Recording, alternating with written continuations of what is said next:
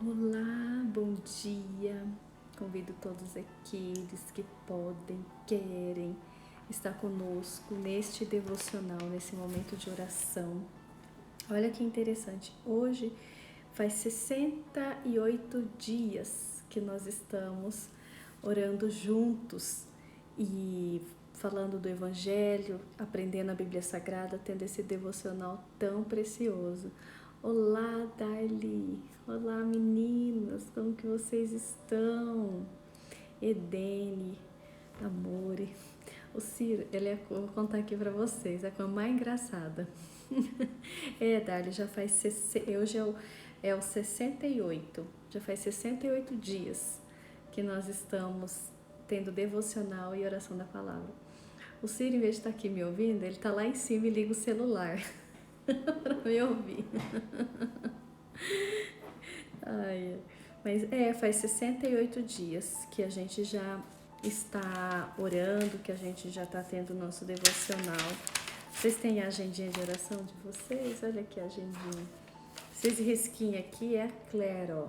Ela pega a minha agenda e sai riscando. Mas cada dia é preenchido, ó.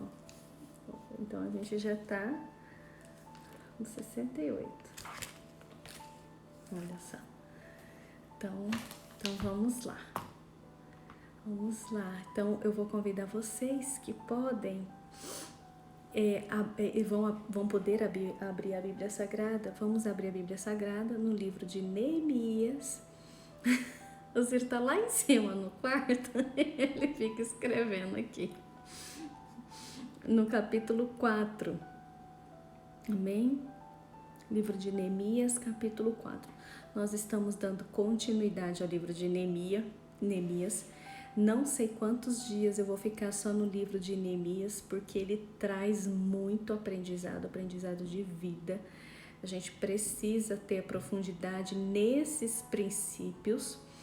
E hoje nós vamos finalizar o capítulo 4, adentrar o capítulo 5. E no capítulo 5 nós vamos falar sobre restituição financeira. Terminando o capítulo 4, adentrando o capítulo 5 fala de restituição financeira, uma unção, uma bênção para a restituição financeira. Oi, Fabi, como que você está? Me liga. Eu e a Fabi, gente, eu vou contar aqui para vocês na live. Eu e a Fabi, a gente ficou um tempão assim sem conversar. E quando a gente conversa, fica 1h30. A gente ficou quase 1h30 no telefone para se atualizar de tudo. Vamos ficar 1h30 de novo no telefone, Fabi. Então vamos lá. Vamos terminar o capítulo 4 e adentrar o capítulo 5. Amém? Capítulo 5 hoje vai falar muito forte sobre restituição financeira. Amém? Oi, Edna. Oi, Andresa. Sejam bem-vindas. Vai falar sobre restituição financeira. Então, o livro de Neemias, eu falando aqui na introdução até esperar todos entrarem, ele é um livro que ele traz muitos princípios de muitas áreas, principalmente em situações que nós precisamos recomeçar alguma coisa, em situações que nós estamos precisando estar direcionando a nossa missão, nosso propósito de vida, estar alinhando esse propósito, em situações que nós estamos buscando esse propósito uma vez achado, o propósito e a missão de vida, a gente dá início ao projeto. Então, é o início de qualquer projeto, qualquer sonho, qualquer propósito, eu indico o livro de Neemias. Então, como que eu instruo pessoas que vão iniciar algo em sua vida, independente de em qualquer área na vida, qualquer área que vai empreender, qualquer área que vai reconstruir, eu falo, você precisa ler o livro de Neemias. Ler o livro de Neemias com cuidado, com muita profundidade, muito entendimento, que ali você vai colher verdades, colher princípios para que apliquemos na nossa vida. Por quê? Quando nós vamos iniciar um projeto, uma missão que gera no nosso coração, vamos reconstruir áreas da nossa vida, nós primeiro precisamos alinhar na missão do Senhor. Uma vez feito isso, nós achamos que por estar Deus nesse mesmo propósito, Deus nessa mesma missão, nós não vamos viver problemas, nós não vamos viver percalços, nós não vamos ver desafios, nós não vamos ver situações difíceis. Porque a gente acredita que quando Deus está no negócio, tudo é lindo, tudo é perfeito, vai dar tudo certo. Até pela história aqui de Neemias, o início, muitas das vezes é muito parecido com o nosso, né? A gente está cheio de carros, cavaleiros, o exército do rei foi de Neemias, você está todo preparado, a gente está todo amparado.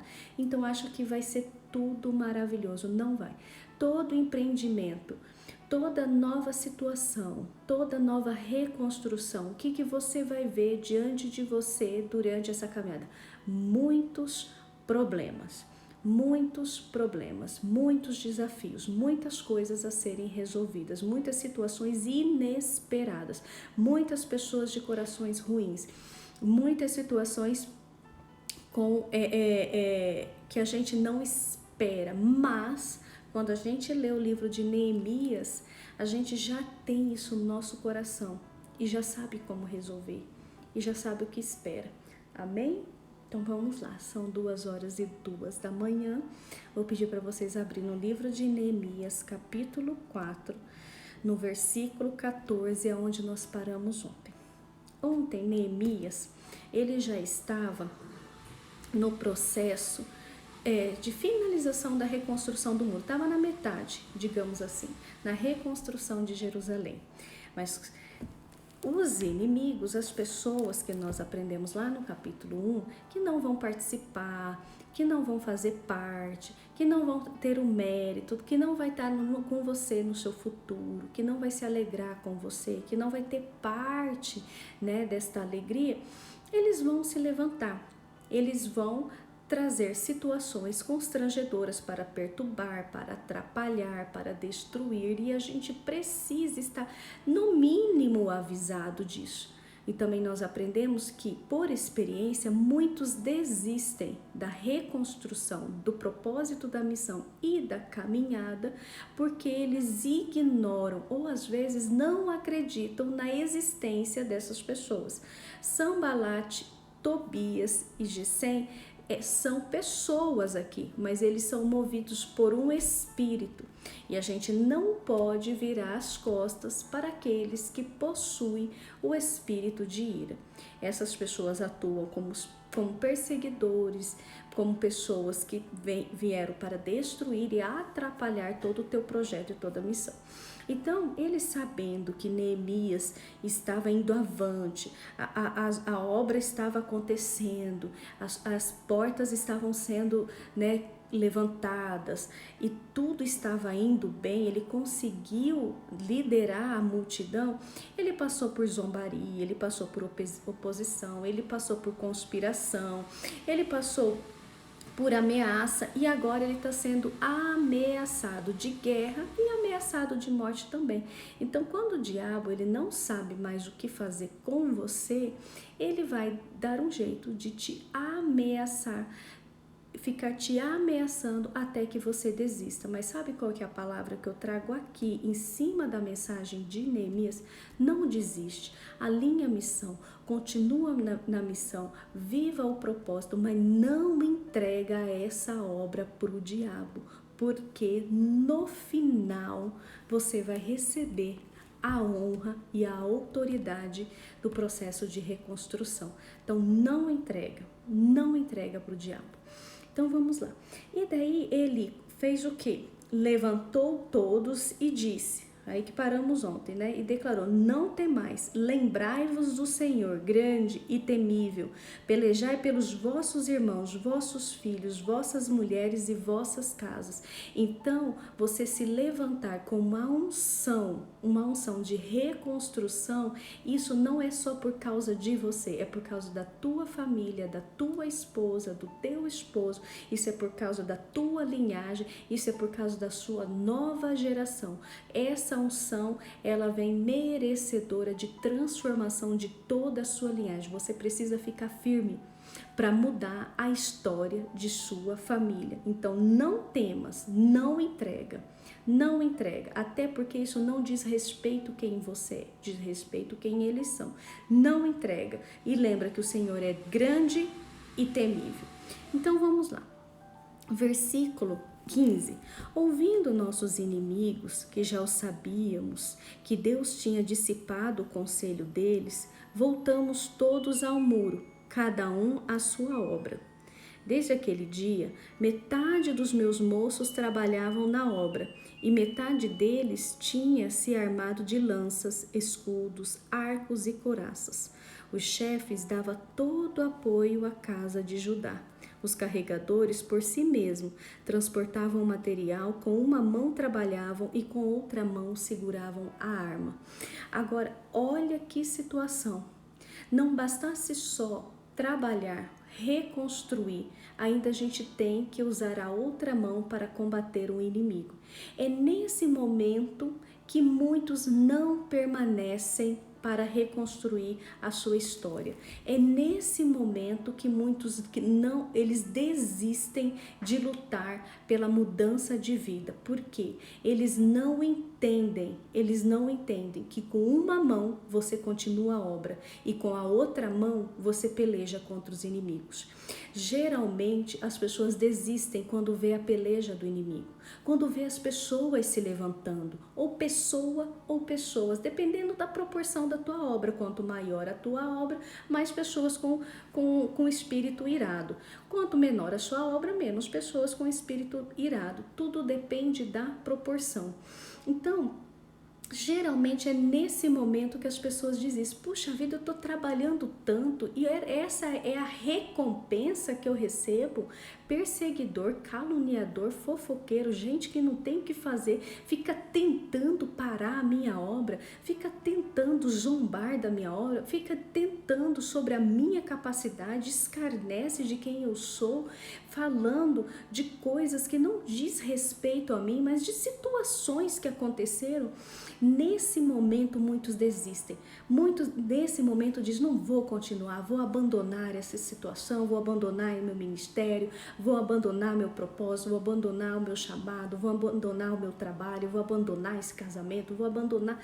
E as pessoas abandonam porque não conseguem trabalhar com uma mão o seu projeto e lutar com a outra mão contra o inimigo. Ora, por isso que são poucos que vencem, por isso que são poucos que chegam do outro lado, por isso que não são todos que vão alcançar a reconstrução, que vão repetir, essa linhagem, vão repetir os mesmos erros, que vão repetir esse padrão, quer seja de miséria, quer seja de doença, quer seja de baixa espiritualidade.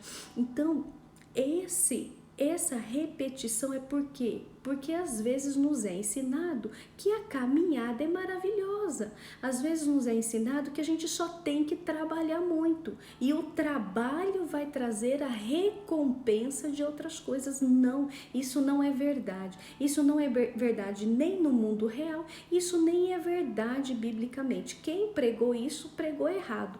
A verdade é, diante de um projeto que você vai ter um monte de vitórias, mentira. Você vai ter um monte de problemas, um monte de situações e a vitória vem no final.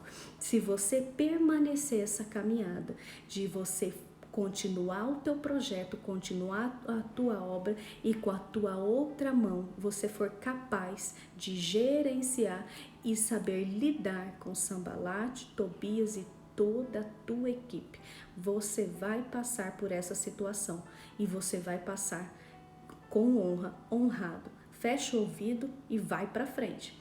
No capítulo 5, deixa eu ler o versículo 23. Assim, nem eu e nem meus irmãos, nem meus moços, nem os homens da guarda que me seguíamos, trocávamos de roupa e cada um permanecia com a arma na mão. Olha, tem fases na nossa vida que é cansativo, tem fases na nossa vida que é humilhante. Não é porque você está reconstruindo, não é porque você está trabalhando, não é porque você está se dedicando que você vai viver agora no momento de luxúria, no momento de você querer fazer está tudo bem.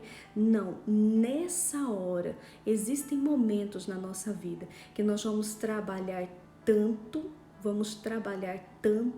que nós precisamos deixar a nossa vaidade de lado e também trabalhar contra os nossos inimigos e contra o mundo espiritual. Vamos ver, Fabrício, como identificar a ação do inimigo e como lutar.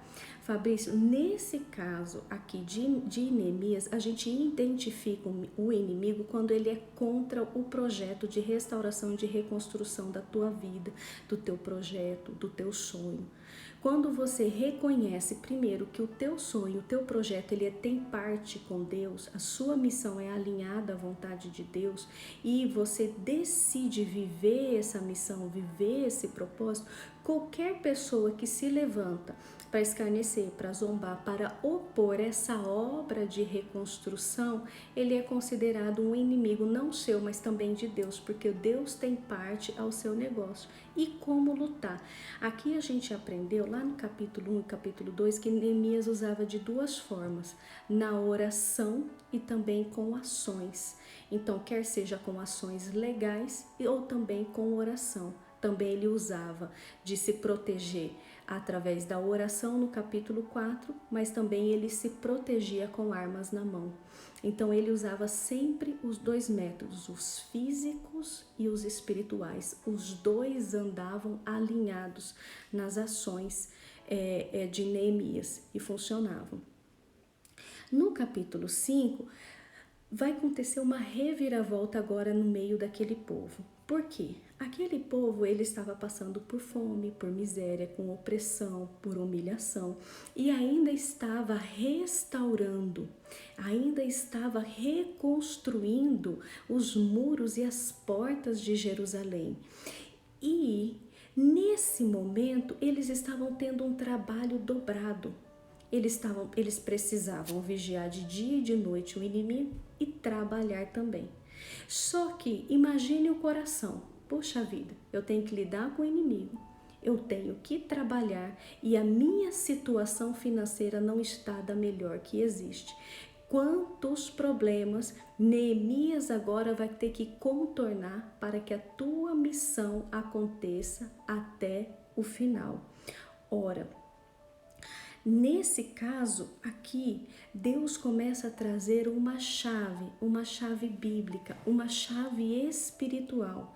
E essa chave é quando nós estamos trabalhando no processo de reconstrução, quando nós estamos trabalhando no processo de restauração de uma missão que Deus nos entregou e Ele está dentro desse propósito, restaurações, restituições financeiras começam a fazer parte da nossa vida. Então, por um lado, o diabo está oprimindo, por outro lado, nós estamos trabalhando e no outro lado, Deus está restituindo. Presta atenção nesse movimento. Por um lado, o diabo está oprimindo, dizendo que vai matar, dizendo que vai perseguir, dizendo que vai destruir. Eles estavam dizendo coisas terríveis. E você está aqui no meio que trabalhando, restaurando, edificando. E Deus está fazendo o quê? Te restituindo. A mesma maneira que o diabo fala que vai te destruir, Deus está agora trabalhando, dizendo que vai te exaltar. Ao mesmo tempo que o diabo fala que não vai dar certo, Deus está falando, eu estou te devolvendo. Na mesma maneira que o diabo ele começa a te oprimir, Deus começa a te abençoar. E você, nesse paralelo do diabo ameaçando e Deus te restituindo, você continua o quê? Operando para o trabalho ser concluído. Então existem ações que são físicas e existem ações que são espirituais. Se você continua operando em fidelidade, o diabo continua o quê? Gritando, e Deus continua o quê? te abençoando. A bênção vai chegar. Deixa o diabo espernear, deixa o diabo gritar, deixa o diabo falar, porque enquanto ele grita, Deus te abençoa. Fernanda, já te respondo, tá bem? Então vamos lá. Capítulo 5. Foi grande, porém, o clamor do povo e de suas mulheres contra os judeus, seus irmãos, porque havia quem dizia: com nossos filhos e nossas filhas somos muitos, pelo que tomemos o trigo para que comamos e vivamos. Eles estavam sentindo a falta da comida, eles estavam sentindo que eles não conseguiriam mais trabalhar e a ausência de comida iria acontecer. Então, eles estavam o quê? Com um receio financeiro. Existem momentos na nossa vida que nós vamos viver grandes receios financeiros. Existem momentos na nossa vida que nós vamos viver e trabalhar com grande escassez financeira. Quando o povo de Deus, eles não estavam vivendo no propósito do Senhor, quando o povo de Deus não estava vivendo diante da vontade do Senhor, o diabo roubou, tripudiou, fez tudo o que queria diante deles. Agora Deus, ele vai mover esse povo por estar restaurando os muros de Jerusalém, as portas de Jerusalém, para um processo de restauração. Sabe o que eu entendo dessa mensagem? Uma esperança. Aquilo que o diabo possa ter roubado de nós, aquilo que o diabo pode ter nos oprimido, aquilo que o diabo pode ter tirado das nossas propriedades, existe uma esperança de restauração. Deus, ele restaura e ele traz esperança. Olha só o versículo 3. Também havia quem dizia: tivemos de empenhar nossas terras, nossas vinhas, nossas casas, para tomarmos o trigo nessa fome. Também havia aqueles que diziam que tomaram dinheiro emprestado para pagar tributo, para pagar as situações da fome, da terra e da vinha. E havia também situações que eles entregaram os filhos para a servidão. Então, olha que interessante. Haviam aqueles que emprestaram dinheiro e eram cobrados juros exorbitantes, emprestavam dinheiro para a compra do trigo.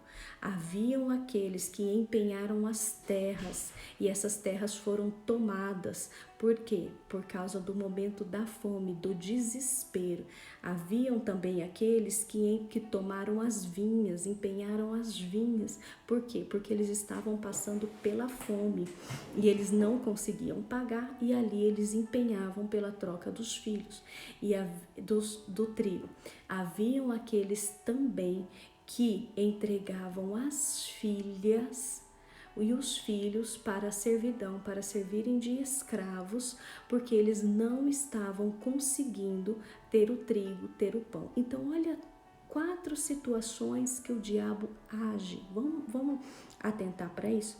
O diabo, ele age trazendo sobre nós dívidas financeiras, de juros exorbitantes, empréstimos, para que a gente fique escravo de banco, escravo de cartão de crédito, escravo de agiota, escravo de juro. Deus, ele quer nos libertar disso e a gente precisa manter a fé que existe uma palavra de esperança aqui no Evangelho. Existem situações que, olha outra coisa que o diabo, ele toma as nossas propriedades. Às vezes a gente tem que vender coisas que eram muito importantes para nós por dívidas. Às vezes o banco toma. Então, olha, o diabo, ele toma coisas que são importantes para nós.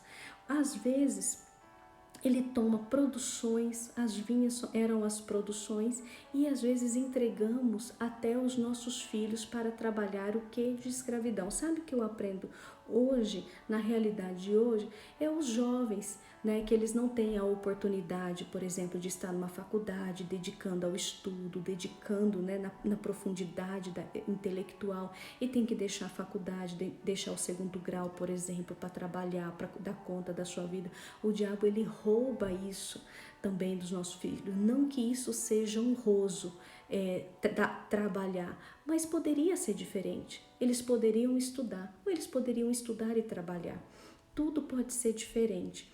Então, o diabo ele age nessas 4 frentes, quando nós não vivemos a verdade de um propósito da missão. Se nós não vivemos para Deus, o diabo ele opera. E se a gente não é resistente a essas ações do diabo, principalmente quando nós vivemos na dependência de Deus, não temos parente para ajudar e ninguém para ajudar, o diabo ele toma, e toma mesmo. Mas existe uma esperança. Existe uma mão de Deus que, por mais que nós vamos começar a reconstruir agora e sair desse esquema, por mais que nós vamos começar agora a sair dessa rota de escravidão, por mais que agora nós vamos nos empenhar para nunca mais viver essa situação, ainda existe uma esperança para que tudo isso seja solucionado. Ora, essa mensagem traz para mim que Deus tem um interesse mútuo, um interesse muito grande, que nós não vivamos debaixo desse jugo do diabo. Deus tem um interesse muito grande de tirar nós das mãos de credores, de tirar nós das mãos de roubadores, ladrões. Isso chama usura, né? Eu aprendi aqui na Bíblia Sagrada isso, que isso se chama usura, se aproveitar da dor da pessoa que está vivendo no momento. E isso não é uma bênção de Deus, isso não é abençoador de Deus, isso não é o propósito de Deus. Eles, entre irmãos, uns está abusando do outro por estar passando por um momento de dor. Deus está vendo, até nos dias de hoje, não é? As pessoas passando por situações difíceis, não é o Brasil, é o mundo inteiro passando por situações difíceis e pessoas ainda se aproveitando dessa situação, agindo por usura, tentando tirar proveito ainda dessa situação, quer seja aumentando o preço, né, dos alimentos, quer seja aumentando o preço de coisas, quer seja tentando revender, né, coisas essenciais para nossa casa, ou até mesmo no meio cristão. Deus já está colocando a mão na aglomeração, Deus já está trazendo uma mensagem na aglomeração, e ainda existem pessoas tirando proveito dessa situação para tentar se aparecer, para tentar se posicionar, para tentar vender. Ainda vê comércio, olha a mensagem, escuta isso aí que eu estou falando, ainda está vendo comércio no meio da dor das pessoas. Deus está vendo. E era exatamente isso que estava acontecendo aqui com o povo, entre os irmãos. Ainda havia um comércio, e o comércio permanecia, mesmo na dor dos outros irmãos. Não é hora de aproveitar da dor do outro, até porque Deus está vendo. Ouvindo, pois, eu, Neemias, versículo 6, seu clamor e as suas palavras, muito ele ficou indignado, e ele considerou cada palavra em seu coração. Então ele pediu para que reunisse todos os nobres, os magistrados, e ele fez um grande ajuntamento e foi falar com cada um deles. E ele disse, versículo 8, nós resgatamos com as nossas posses, nós resgatamos com o nosso dinheiro, nós resgatamos os judeus, nossos irmãos que foram vendidos a outros povos. E agora que nós resgatamos eles, buscamos eles de volta, nós vamos fazer eles de escravo também? Quer dizer, a gente não deixa outros fazer eles de escravo, mas nós mesmos vamos fazer os nossos irmãos de escravos também? E aí Neemias continua dizendo, olha, eu emprestei dinheiro, e eu ajudei, e eu não estou cobrando juros de ninguém que eu emprestei. Até porque em Êxodo 22, 25 e Levítico 25, 36, isso era proibido, não era correto. Deus condenava pagar juros pelo empréstimo. Então, ele, olhando essa situação, falou assim, olha, vamos fazer o seguinte, vamos devolver tudo que foi tomado, aquele que pegou o dinheiro a juro, devolve os juros. Aquele que tomou uma propriedade, devolve a propriedade. Aquele que tomou a vinha, devolve a vinha. Aquele que tomou os filhos, devolve os filhos. Olha a restituição acontecendo. Olha a bênção do Senhor acontecendo. Então, por um lado, nós temos 3 escarnecedores que estão gritando, berrando, fazendo tudo acontecer, dizendo que vai te matar, que vai te levar, que vai te trucidar. Mas do outro lado, Deus te restituindo, Deus te levantando, Deus te honrando e Deus te abençoando. E você, aonde está em tudo isso? Trabalhando, operando e fazendo tudo continuar acontecendo.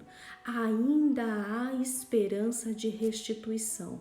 Ainda há esperança do diabo ele devolver aquilo que ele te tomou.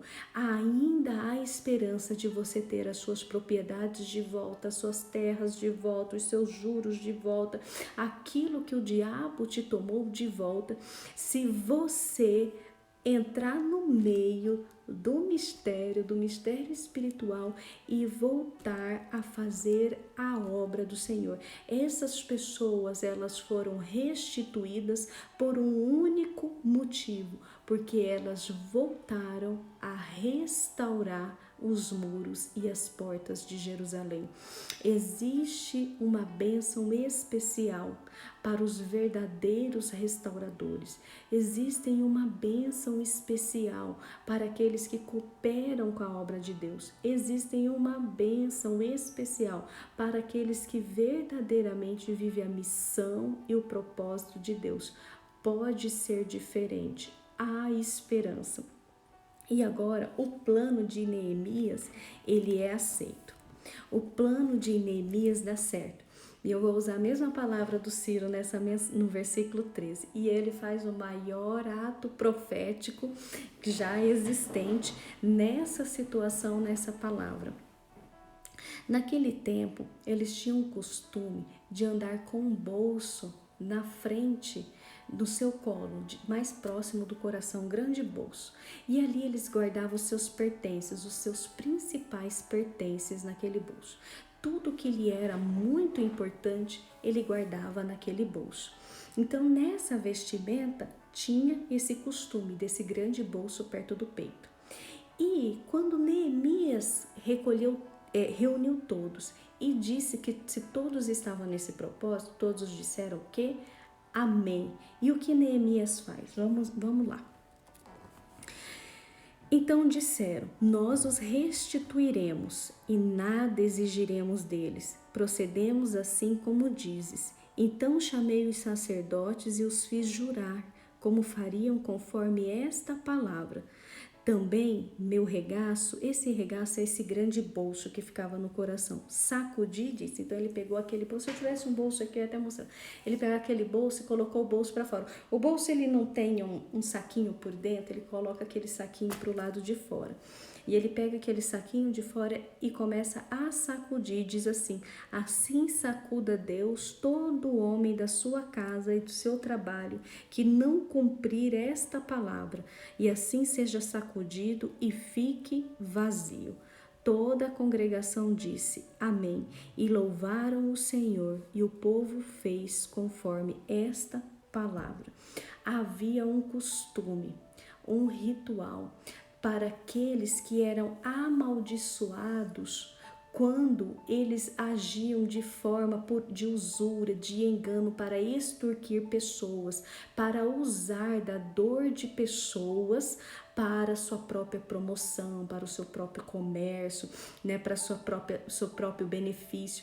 Então, quando eles viam isso, é um costume dos judeus, eles colocam aquele saquinho para fora e eles balançavam o saquinho, aquele saco esvaziava, colocava para fora e sacudia, amaldiçoando essas pessoas, dizendo, você não pode agir dessa maneira, Deus está vendo, Deus está condenando isso e Deus vai operar sobre aqueles que estão agindo dessa forma.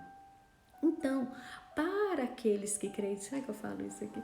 Para aqueles que creem no movimento profético, isso é um costume. Então, se o povo judeu tem esse costume, todo esse costume tem um significado, né? Então, se existem pessoas aqui que estão passando por essa situação de estar sendo explorado, pessoas estão agindo com usura, estão tirando proveito da tua dor, estão tirando proveito da situação que você está passando, está tentando de qualquer forma agir de forma impiedosa pela dor que você está vivendo, quem sabe não é hora de declarar essa palavra e sacudir o bolso ali dizendo: Satanás, você não toca na minha honra em nome de Jesus. E olha que Deus está vendo e Deus vai restituir. Então aqui é mais uma mensagem que Deus me traz. Agora eu vou falar com a igreja. É mais uma mensagem que Deus me traz que não é hora da gente tirar proveito de ninguém. Não se tira proveito daqueles que estão sentindo dor. Não se tira proveito daqueles que estão passando por necessidade. Não se tira proveito daqueles que estão em situação difíceis. Olha, existe só um meio de parar com isso, parar com esse esquema. Quantas coisas ruins já está acontecendo? Quantas situações nós já estamos passando, todos nós, e ainda vêm pessoas com usura para tentar se promover, para tentar de alcançar um espaço, para tentar usar de projetos, né, para se promover e ganhar seguidores e fazer aquele estardalhaço. Deus está vendo todo esse comércio. Deus não permite um comércio com um propósito falso. Aí eu estou te dando trigo, viu? Mas em compensação você me dê isso. Esse falso dar trigo, esse falso dar pão, esse falso dar alimento, esse alimento falso, esse alimento enganoso, isso é um alimento para a sua própria promoção. A mensagem é: Deus está vendo. Tem muita gente comendo comida, entregando coisas preciosas, entregando comida, achando que vai saciar e não vai te saciar. A fome vai continuar te apertando, a dor vai continuar te apertando e o outro vai continuar se promovendo. Cuidado com esse laço. Deus está vendo. Então existe um projeto de Deus de restituição. Então não fique desesperado. Não fique desesperado quando o diabo te roubou tudo, ou o diabo te roubou coisas, ou o diabo te roubou situações. E não fique desesperado também porque existe diabos, pessoas que estão escarnecendo, tripudiando. Gente, imagine a situação, você já não está bem financeiro, tem gente te perturbando, né? E você tem que estar trabalhando. Isso é para desequilibrar qualquer um. Mas lembra que tem um reino sendo reconstruído. Lembra que existem portas que estão sendo restauradas. Para quê? Para que você deixe Deus operando, o diabo gritando e você continue trabalhando. Fique firme no teu propósito e que o teu propósito seja alinhado com a vontade de Deus, que vem muita coisa ainda para ser restaurado na nossa vida. Amém? Glória a Deus. Então eu quero orar com vocês nessa noite, na mensagem do capítulo 5 de Neemias sobre restituição. Nós vamos orar no favor de restituição. Eu vou orar crendo que você se alinhou no propósito, amém? Crendo que você está dentro da missão e crendo que você está vivendo plenamente na obra do Senhor. Então agora, sabendo desses princípios, nós vamos orar por restituição, amém? Então eu vou pedir para vocês fechar os olhos de vocês, que eu tenho certeza que Deus vai operar sobre nós. Eu sei que Deus está nos ouvindo e eu sei que Deus, Ele está lendo os nossos corações. Deus é poderoso, Deus é perfeito, Deus é longânimo e Deus é presente. Deus, nós te invocamos, declaramos o teu amor, a tua mensagem, o teu poder. Tu, Senhor, ó Deus, domina todos os céus e toda a terra. Tudo está no teu controle, na tua verdade e nas tuas ações. O Senhor é grande, o Senhor é perfeito e o Senhor é justo. O Senhor é um Deus de verdade, o Senhor é um Deus de poder e o Senhor é um Deus de unção. Clamamos o Deus da justiça, chamamos o Deus da verdade e declaramos, Senhor, ó Deus, que Tu és Rei. Deus, nós nos alinhamos, Senhor, ó Deus, nessa noite na Tua vontade. Aprendemos princípios e aprendemos verdades. E lendo, Senhor, ó Deus, o livro de Neemias, o capítulo 5, vendo o que o Senhor fez para aquele povo, restituindo eles, Senhor, ó Deus, de coisas tão valiosa que eles perderam.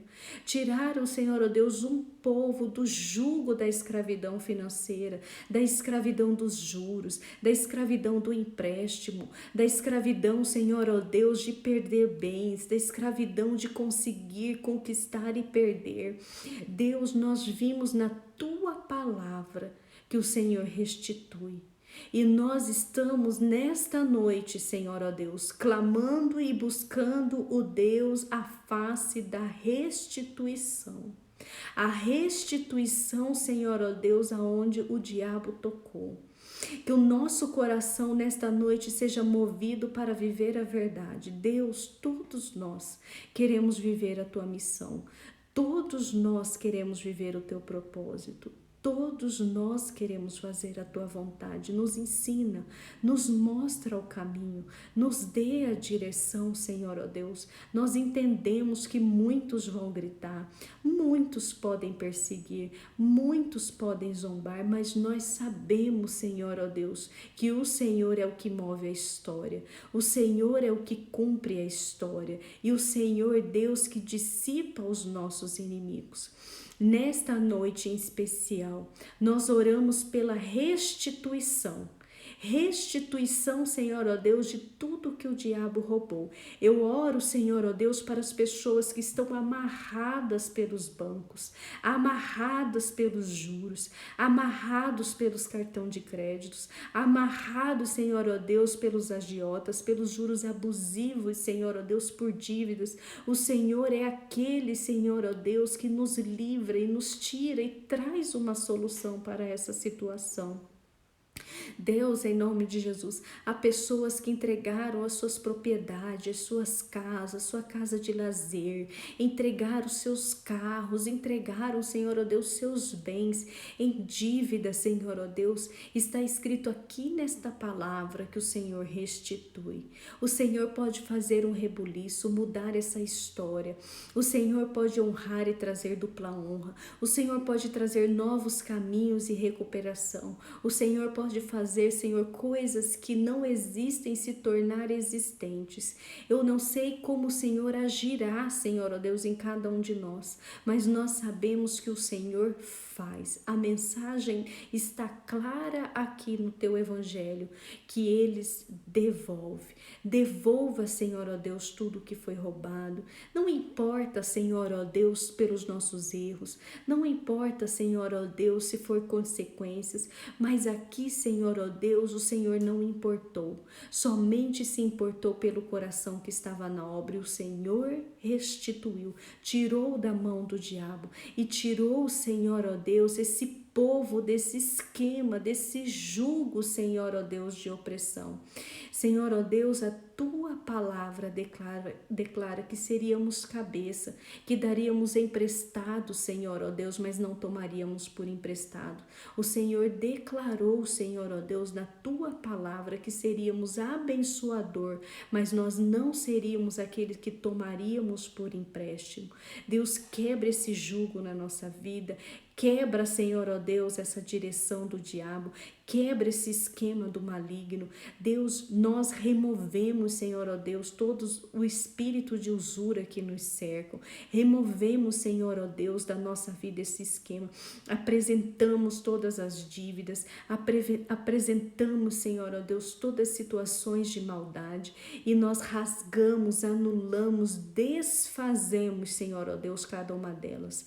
Em nome de Jesus, que a Tua mão, Senhor, ó Deus, venha sobre cada situação e trazer a melhor estratégia, a melhor solução, que nós demos conta, Senhor, de sair desse esquema. Sim, eu oro e abençoo, Deus, cada um, Senhor, ó Deus, que ouve essa oração. Abençoa em nome do Pai, do Filho e do Espírito Santo de Deus. Deus, o Senhor é um Deus de poder, um Deus de milagre, um Deus de solução. Muda histórias, muda a vida. Abra os olhos, Senhor, ó Deus, das pessoas para que não sejam enganadas. Em nome de Jesus. Amém? Glória a Deus. Então, nessa noite, aqueles que creem, se vocês quiserem, estiverem passando por uma situação parecida como essa, escreve toda ali suas dívidas, escreve ali situações, né, que o diabo roubou, e isso ficou, doeu muito em você. Eu lembro, eu já fui assim roubada uma vez, eu era doida por um carro, né? Aí assim que eu cheguei, você lembra, Ciro? Você tá aí? Eu fui e ganhei esse carro, coisa mais linda, eu tinha um sonho em ter esse carro, depois de velha que eu fui ter um carro desse.